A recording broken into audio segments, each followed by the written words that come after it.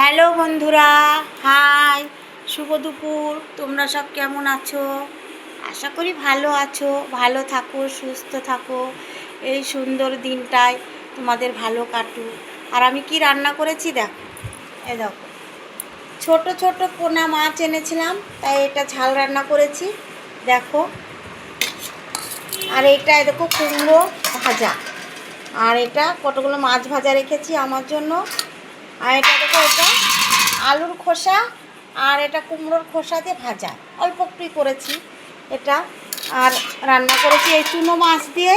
এই দেখো পটল আলুর তরকারি সাদা সাদা করে করেছি, এটা কালো জিরে ফোড়ন দিয়ে এটা সাদা সাদা করে করেছি। আর এই যে ভাত তো করেছি। আর এটা এই আজকে শুভ দুপুরে তোমাদের কে কী হয়েছে। অনেক দিন থেকে খুব লঙ্কা টঙ্কা খাচ্ছি, শুকনো লঙ্কা খুব অবস্থা খারাপ, তার জন্য যে কাঁচা লঙ্কা দিয়ে তরকারি করেছি। এই তরকারিটা আমি খাবো না, খেলে আমার অসুবিধা, এটা মেয়ের জন্য করে রেখেছি।